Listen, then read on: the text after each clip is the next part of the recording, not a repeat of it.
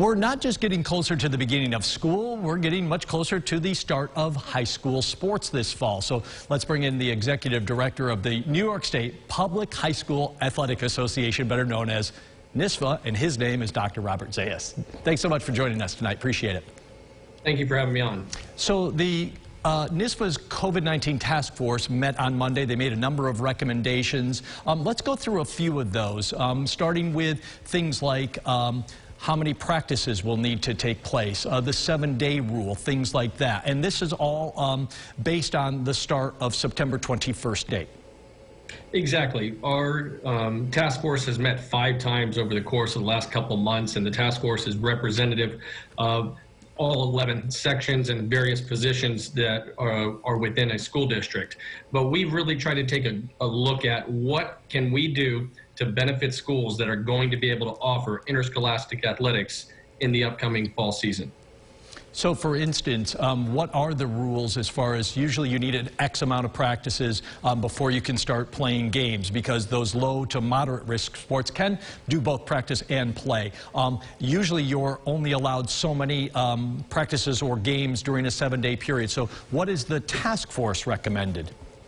Yeah, what the task force looked at was understanding that there's a number of students that may have still been very active during this period of COVID and the crisis and quarantining, but there are some student athletes that may not have been as active. So what we've done is we've increased the required number of practices for sports from what is normally 6 practices before you can play a game. We've increased that to 10 practices for all fall sports. Obviously, football is in a little bit of a different situation with the authorization from state officials that they can practice right now but not participate in games. Their practice requirement went up to 12 practices. What about that 7-day rule? What does that look like? Well, the 7-day rule is in place in order to ensure that there's not an overemphasis upon interscholastic sports. Understanding that we have a shortened season as a result of starting late being on September 21st, the officers of the association made the decision to waive the 7-day rule starting on October 12th. So what that means is at the end of the fall season, schools will be able to practice, potentially play games on a Sunday if they need to, or on 7 consecutive days. It just gives our schools a little bit better of an opportunity to get those games in and get additional practices in towards the end of their fall season. How do we make sure, and that is towards the end, but how do we still make sure that we're not wearing these kids out in an effort to try to cram in as much as we can in a short time frame?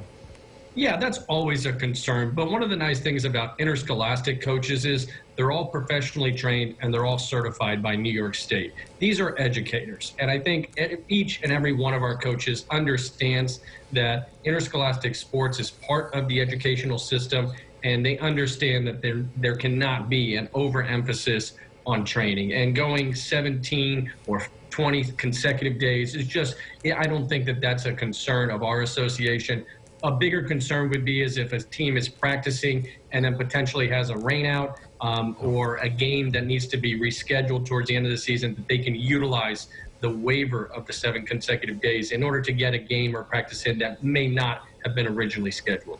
This is a question I get a lot. I'm sure you get it a lot. As far as I understand it, the high-risk sports, specifically football, that's the one I get a lot, is they can start practicing on September 21st, but they are not allowed to play games for the time being, maybe for the rest of the season. What's it going to take? Is there any chance we're going to see high school football games in 2020?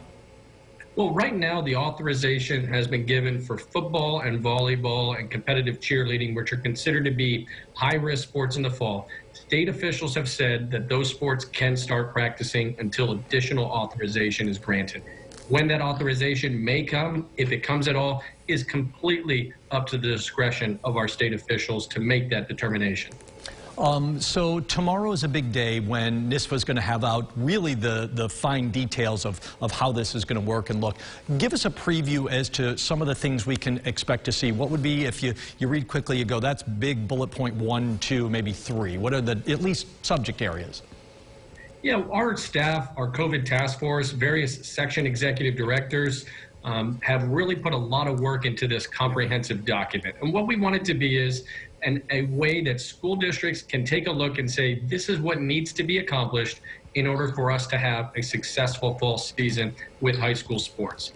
Some of those are considerations for coaches. What should coaches be aware of as they're starting to welcome student athletes back onto their playing fields and courts? What do students and parents need to be aware of as far as social distancing, face coverings, and screening? What do officials have to make sure that they are able to do prior to participating or officiating in a contest? What are some of the helpful tips that they can go ahead and have? And then a lot of information about the guidance that's been provided to school districts directly related to youth and sports. And I think those are the types of things that you're going to see. The document has grown. It's up to about 57 pages right now. Our staff is continuing to work on it. And I think it's something that we're hopeful that it can serve as a resource for our schools when they're starting their interscholastic sports programs this fall. We will look for that tomorrow. We are out of time for tonight, but Dr. Robert Zayas from NYSSFA, really appreciate you joining us here and to kind of break things down as far as what fall sports will look like for high schools. Thank you very much. Hope you have a great weekend and hope everybody's safe over the Labor Day weekend. Thank you, sir. Thank you.